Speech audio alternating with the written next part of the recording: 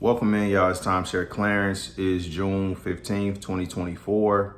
So this is going to be a quick little episode about the people I ran into this morning when I was doing my lap. So, strangers when I was walking. So I really be lost in my thoughts the majority of the time when I'm walking. And I don't want it to sound depressing, but it's typically like I'm just in my mind about poor decisions I made and not dwelling on them, but thinking about if that was the wrong thing, what's the right thing? Like how to learn, how to benefit from my experience versus just like, why just go through something and don't get anything from it?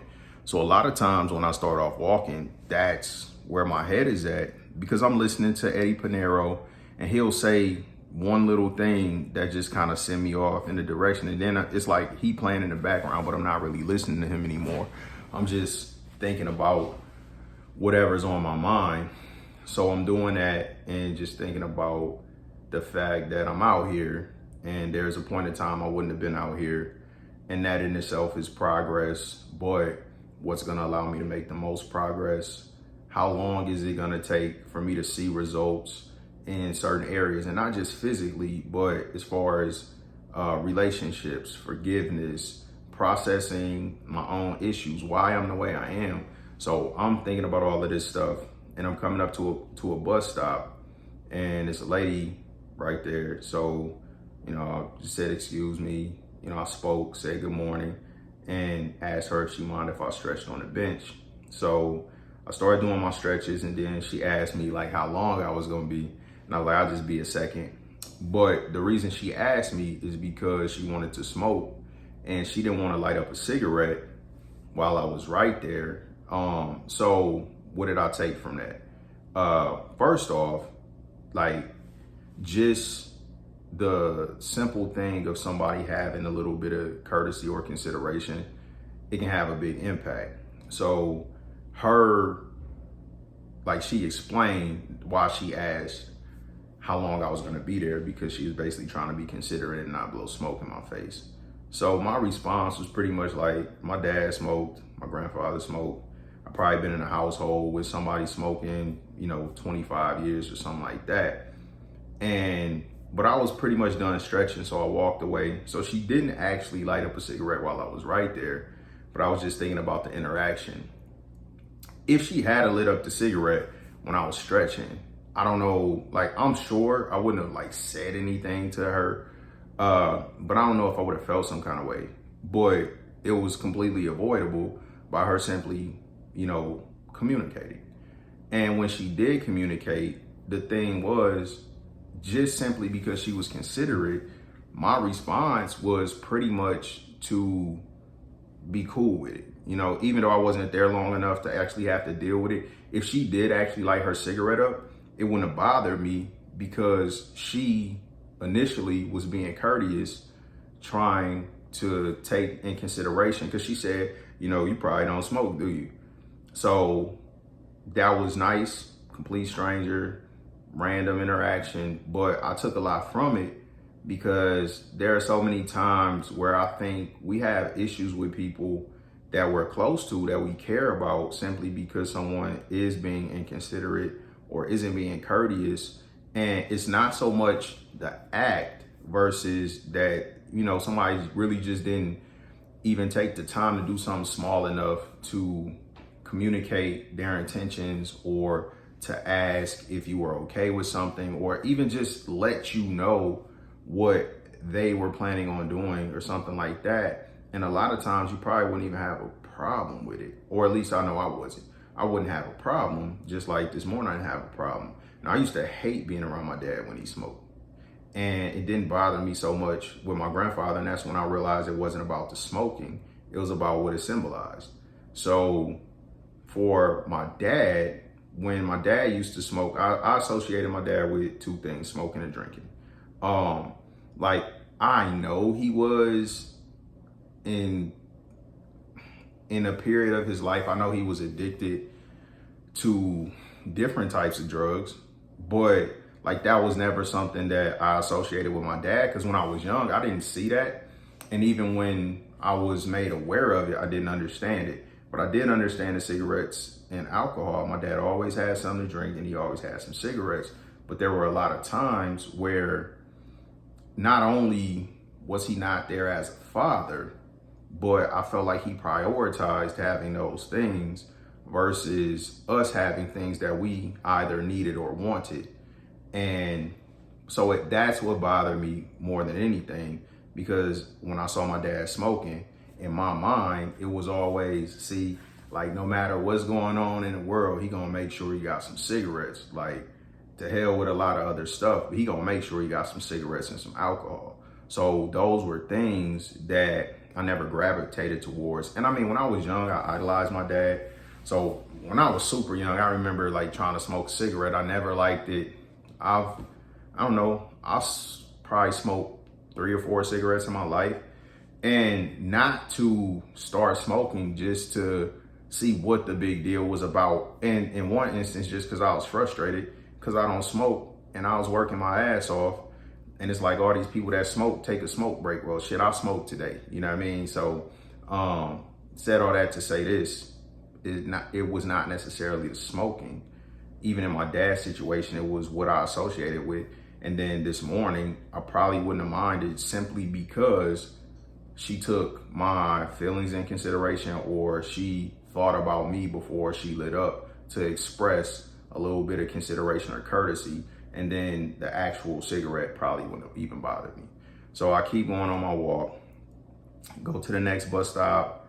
I don't know if I had to say anything to anybody on that one or if it was empty. Stretch. So I'm just going through this routine. So now that was the first interaction.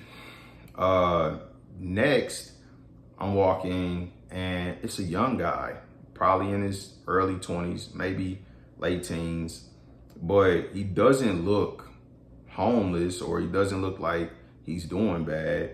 And he's just sitting kind of off to the side of the sidewalk, and he got on some dark shades so you can't see his eyes, but he got a smile on his face, looked like he in a good mood. And then when I got close to, and it was a Hispanic dude, so young cat. And what exactly did he say?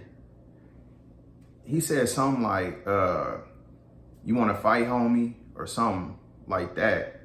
And I didn't know what he said at first, so I asked, I basically responded like, what? And he was like, you want to fight, homie? And then I just kind of laughed and was like, nah, you good, bro. And I kept walking. And then like for a split second, I thought about, okay, if this dude get up, what I'm going to do. And not in the sense of how am I going to respond, but literally, what am I going to do?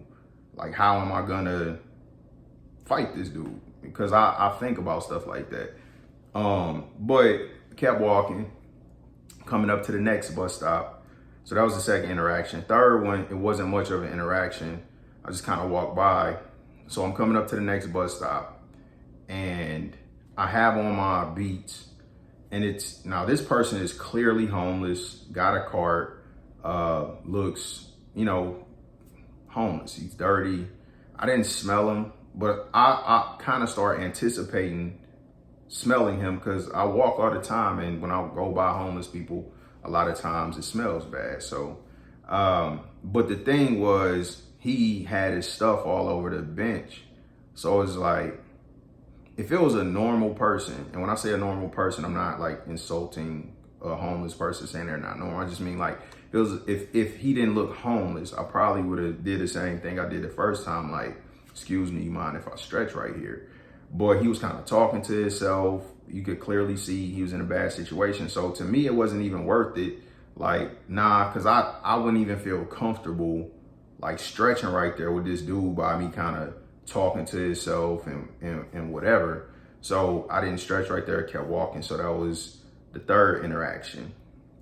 And then I walked probably another 2 miles before I actually walked by a person that was anything noticeable. So walking by this guy, and he gotta be in his mid to late 60s. black guy. He got a big rock, like a big rock, and he just working out with this rock. And so it was like, but he was in good shape. I would say he's in a lot better shape than I'm in, and I'm 41. But as soon as I saw him working out with this rock, it just got like in my head, like, see, that's exactly what it comes down to. I don't know how long he's been doing that, but you can clearly see that he prioritizes his physical health, and I'm seeing the work. This dude probably in his 60s. I don't think he is 70, but you can never tell with people. So just an older dude in good shape, and he's still out here working. And I'm seeing this from a distance. So as I got closer to him, where I'm actually about to walk by, I spoke to him, said good morning, because I try to speak to everybody. So I said good morning, and he was working out, and he dropped the rock, and then he was like, "Till the wheels fall off." And it was just so funny to me, because in my mind, I'm like, you fucking right. Like, till the wheels fall off. If you want to be healthy, if you want to be happy, if you want to be fulfilled, like, that's the type of commitment you got to have. Like, it's not just working until you get somewhere. It's putting in the work every day to make sure your life look like you want it to look. So that was my lap this morning. And with those interactions, it was just a huge range of emotions, of thoughts that he evoked. And it was really an interesting morning. But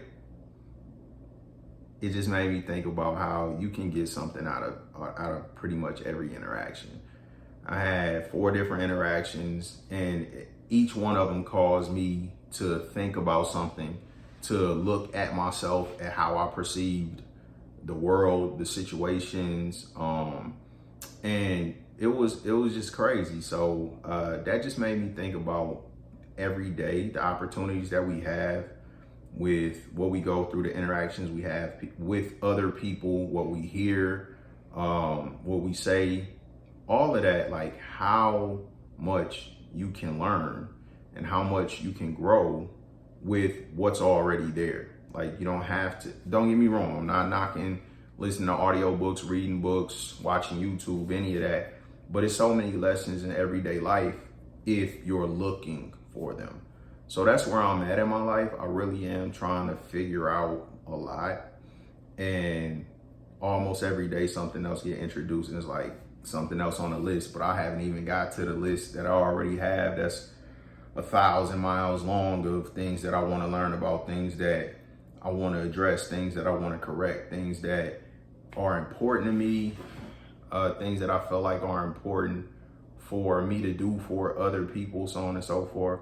So anyway, I don't want to ramble too long, but I just thought that was pretty interesting, because when I started off my walk, again, my mind was on how do I make things better with my kids, with their mom. So I'll just say my immediate family, because I feel like I owe them more than anybody, because they're my responsibility, and not just because it's my kids, but because it's important for me to do as much as I can for them to benefit as much as possible from my experience, from my successes, from my failures, from my knowledge, wisdom, because I feel like it's similar to evolution. And maybe it is evolution.